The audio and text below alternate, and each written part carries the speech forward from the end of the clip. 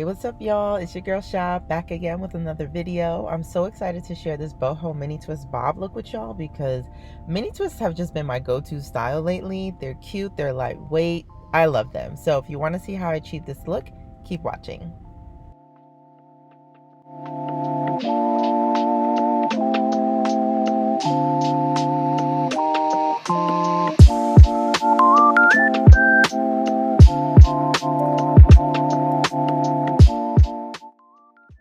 So I'm just going to start off on freshly washed, blown out hair. I recently got a trim. I get professional trims every quarter, so I was due for one.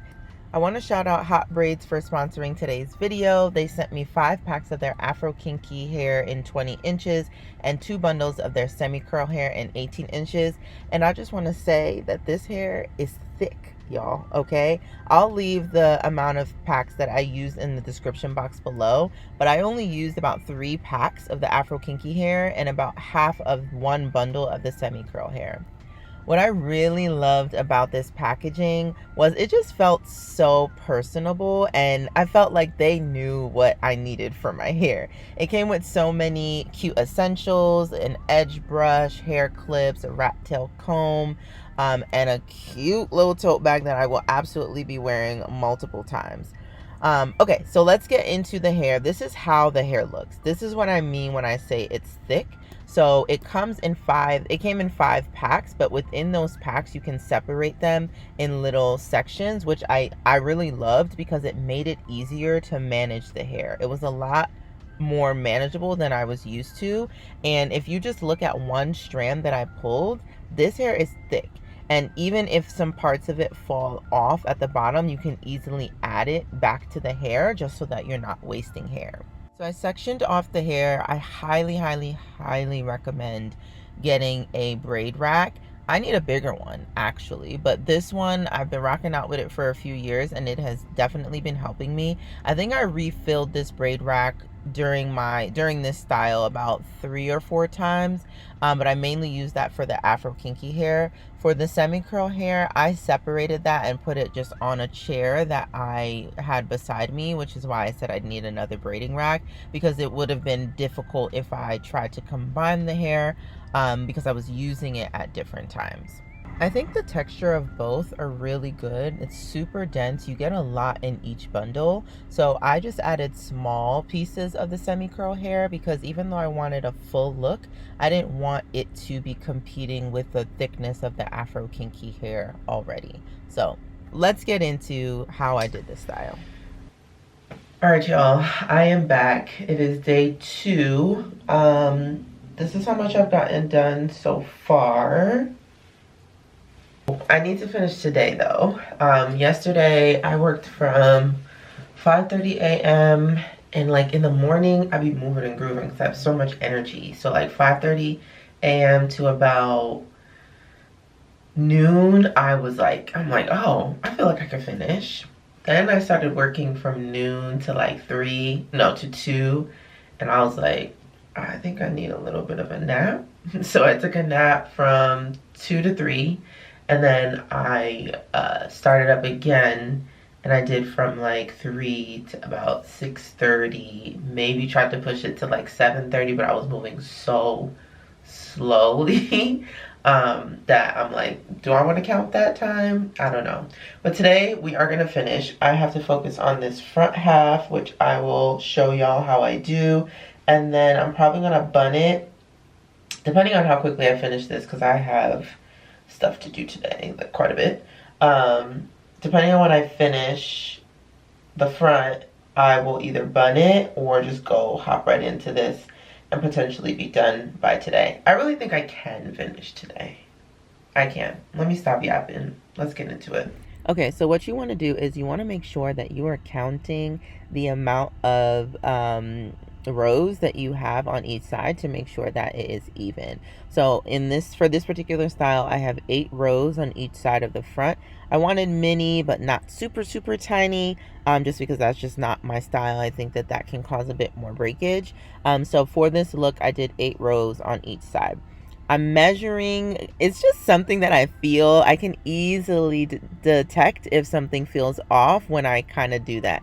It's a skill that you develop. If you continue to practice, you can definitely get better with your parting. For the first part in that section, I had three parts. So what I'm going to do is I'm just taking the hair off of the rack, and I eventually ended up sectioning that hair into two, or separating it into two, because it was a little bit too thick.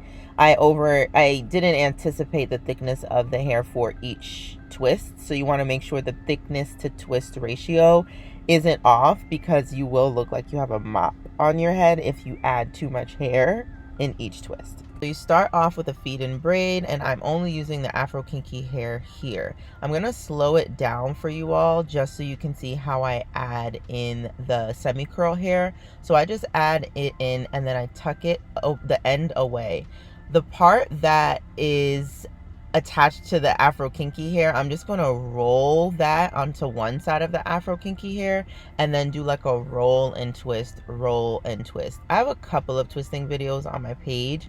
Let me know if you need me to do like a full in-depth twisting video, and I will. But for right now, just look at my fingers. I'm rolling and twisting.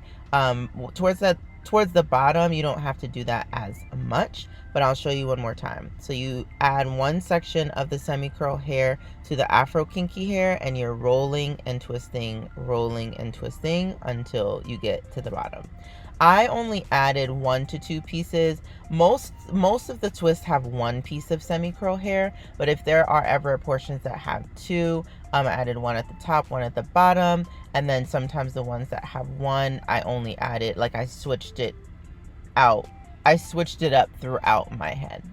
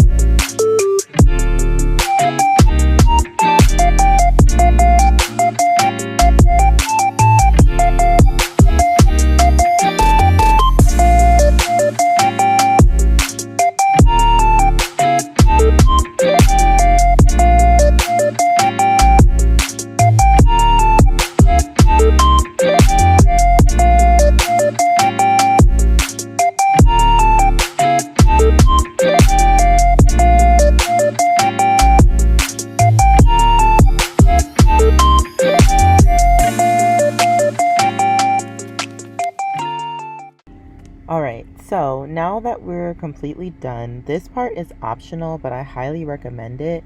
So what I love to do with afro kinky hair is I like to add grease to the ends and dip it in boiling hot water. I don't want to put the semi-curl hair in the boiling hot water though, because sometimes that can cause it to get matted and tangled. So I'm trying my best to separate the semi-curl hair and tucking that away so it doesn't get in the boiling hot water. I don't get to show y'all how I put it in the hot water because I was just too paranoid to worry about like the setup and all of that. But just know it wasn't 100% successful, but it was like 93% successful. There were some pieces that kind of got into the hot water just in the back because it was a little bit more difficult. The front I did pretty well because I was able to fully tuck that away, but nothing major happened. It didn't mat the hair. I just had to make sure, like, while it was still wet, I kind of separated it away from the afro kinky hair so it didn't get matted in.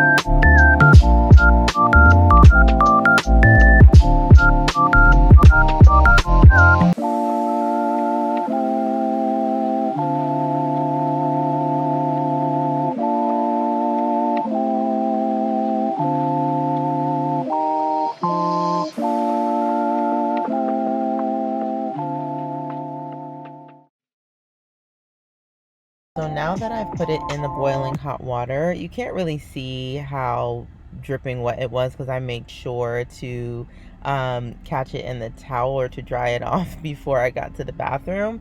But I did dip it for, like, I made sure to hold the ends in for about 20 seconds each.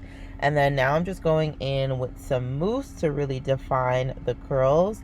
I will say the Hotbraids hair is extra thick. I'm going to say that again and again because it really is thick. So I did go in the next day and kind of like separate some of the ones that I thought was a little too thick because I ended up adding hair at some points and it was just like inconsistent. So just make sure that you are mindful that the hair does expand over time, so don't add in as much hair initially just because you think that it is thinner. Now I'm going to go in with shaping. I think this part is so key. Like, you have to learn how to shape for your face frame because it will just have the hair sit a lot better. I mentioned that mini twists can look like a mop over and over again, and I mean it. I think if you don't shape your face, you can it just won't sit properly. So I like to do sort of like layers to the best of my ability. I'm not a professional, but I do slight layers. You don't want to cut it bluntly in the front. I end up cutting it bluntly at the bottom just because I decided I wanted a bob. I was going to go for a lob at first, but then I looked at it and I said, no, I want a bob. So as you can see, like at the top, I'm kind of like using the shears to kind of drag it down, if you will. I don't know hair talk like that. I'm not a professional again. But then when I got towards the end, I just recognized that I wanted it shorter and I just said, bloop, let me just cut that right there. So now it's the next day, and all I did in the morning was kind of like shake it out of the headscarf.